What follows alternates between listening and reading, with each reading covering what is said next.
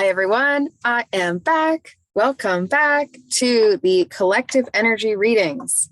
Took a long break. YouTube has just been one of those funky things for me that I guess I really just needed to feel out how I wanted to be interacting with and relating to it and to you all, but I'm back. So, hi, it's nice to see everybody. I feel like almost like a new person every time I come back to YouTube for some reason. I guess I just feel like I'm constantly evolving in that sense. And yeah, but I'm still doing oracle readings. So I thought, let's take it public once more. So first of all, I'm going to do things a little bit differently because I'm living in a van. So I don't really have the same type of structured ability, even though I was never super structured. I don't really have the same ability to sit and, spend hours doing video stuff. But I can always get on my phone or Zoom like I'm doing now and do a reading. And so I thought I would do some collective energy readings. I'm going to commit to doing one weekly. And the other thing I'm going to commit to is sharing the extended reading. So more in-depth energies of the week for people who are in both or either the Nourished Nomad Co. I Am Unity community. They'll get the extra extended collective energy readings, as well as my Empath Grad Soul Circle. So the EmpathEnergetics grads will get access to these extended readings, and so will the I Am Unity community members. If you are looking to get the extended, let me know or join either of those communities. The EmpathEnergetics current participants also will have access, no problem to those. And yeah, that's how we'll do it for now. And that's really just because, to put out tons and tons of readings and then to see random clients here and there about a random reading about your life, it's okay. But I really enjoy doing deeper work.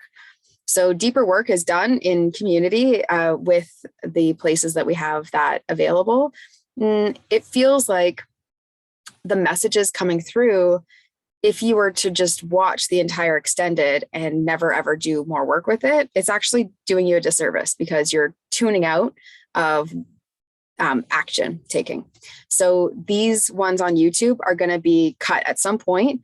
And I'll say, hey, for more, we're going to meet on the extended. So I think what I'll do is kind of sit on here for less than 15 minutes when it comes to the collective energy reading. And who knows how long when I do the extended readings. So that being said, there are lots of exciting things going on in the world of Kate and the Heart's Frontier. Including EmpathEnergetics. Round 3 just started. So that is very, very exciting. You'll see actually on here, there's testimonials and things like that. And the next round will be sometime in September starting. That's what I've been feeling. So it'll be before this next round is actually even done. So really interesting work. Very, very lovely group that has just started with this round. I'm really looking forward to supporting and helping all of them.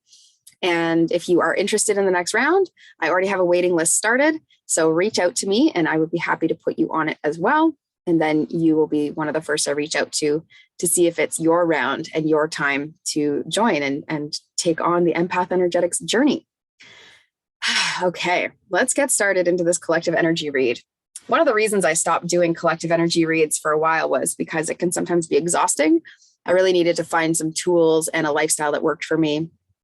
So that I could tune back into collective energy without it feeling like I have to be a part of it or super tuned in. So this is the collective energy for whoever will read or watch this. So whoever is going to watch this video, this is for you. So no matter what, however you landed here, I am so glad you are here and you are welcome here anytime. And this reading, if you find it not on the right week, should still resonate or have a message for you. So feel free to relax your mind, just allow what resonates to come through. If I ever say anything that really doesn't suit you, it's not for you, it's for someone else. So just rest assured when you listen to collective readings, this is the general and the overarching themes that we're all going through. And I'll say one of the reasons that I started doing these is because I noticed when I did healing work in person, but also when I moved online, that clients would come talk to me about almost the same issue around the same times. And it was really odd when I first noticed it. it really felt like, okay, that's some sort of weird sign for me. This is all for me. And then I realized, if it's for me, but then it's helping them, perhaps we're just all in collective healing together. And there are themes that we sort of go through. I'm sure if you're one of these astrology focused folks, you will notice how some of them also relate to the different astrological shifts that we go through. And I would say too, generally, we meet people who are reflections of us and who are reflecting something to us inside ourselves. So if you're in this collective, some part of me sees myself in you, and some part of you might see yourself in me. And so I often feel similar to, the things that are coming through in these readings. Okay, I'm going to get started. Collective energy reading. This is the week of June 20th. So this energy is stretching until June 26th, the 20th to the 26th. Yay! Okay. I'm using Prism Oracle cards to start. Too many things. Okay. Those will be for the extended. Okay. So this week, this is really interesting because we just had the full moon in Sagittarius recently, and that theme that we chose was all about intuition and freedom. So intuition is one of these collective energies we're currently moving through right now. Intuition on lots of fronts, I would say, but especially like allowing intuition. That's something I've been hearing a lot, that some people are feeling like they have a sense of what they want to be shifting into or what they want to be receiving information or intuitive guidance on. And yet it sort of seems stuck. And that really feels like a challenge with allowing and a challenge with receiving that wisdom for us. And on top of this, we have confidence. And we also have ideation. Ideation being the process of creating ideas. So intuition, confidence, and then ideation. It's like, if we believe in ourselves this week, it's actually really easy to access ideas. So if you know you sort of need to come up with something, and yet you're sort of falling short or not quite seeing clearly, try taking a look at your confidence. Do you believe that it's possible for you to make your ideas manifest into reality? If you don't, then that would be why you're not getting the intuition. Because why would an intuitive downloader hit reach you if you were saying, no, I'm not capable. I'm not capable. I'm not going to be able to do that. I'm not going to be able to do that thing. That's really not going to be helpful. So why would they then send you? Why would you then be sent intuition and intuitive, wisdom or support or ideas in general? There's an interesting concept about ideas, which is that they are outside of ourselves, and ideas float outside of ourselves. And then we're the channels that grab them and then actually can bring them into reality, make them manifest and into physical form. So if the idea comes for you, often, not always, but often it's meant for you.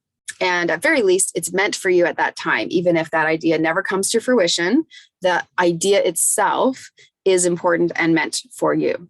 Hope that makes sense. So I do believe this week, should you be focusing on your own self-esteem increasing and your own confidence feeling clear, you are way more likely to have ideas come through, and you're way more likely to be able to see forward. I feel like a sense of fear with seeing forward here. So if you're in that energy, I don't feel a ton of that energy right now, and I'm really happy, very grateful to be able to say that. That was not always the case.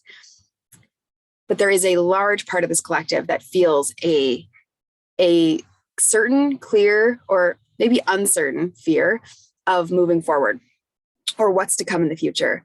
And almost like doubting that your ideas will be possible because of that. Like it really feels very connected to this idea of if it's possible for your dreams or ideas to come to fruition. So if you're having a lot of that doubt, let's look at how to stay in flow. We'll do a few more minutes here on this collective energy reading. Oh man, I should not have worn a sweater today. We're in the Canadian summer, so often it's okay to do, but when you're sitting in a van, It's really nice to have that fresh air. Okay, much better. Hopefully that doesn't make it too loud. There are cars outside. So how do we stay in flow and keep receiving this confidence and these ideas through? All right. So again, yeah, what is meant for you is for you. You'll know it, it's for you. And these ideas are often meant for you.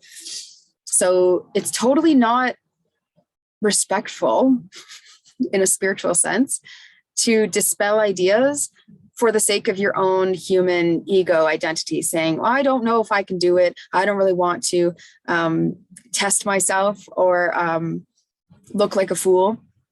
And, if you're given a divine inspiration, it really is it. The EmpathEnergetics folks in the last round were laughing at me because I overused a word, and it behooves you, but it does behoove you to actually take a look at that. It behooves, it begs us to take a look at what that idea is and how we could actually rise to it. So individuality, every person has their own personalized study plan in this earth school, which is funny.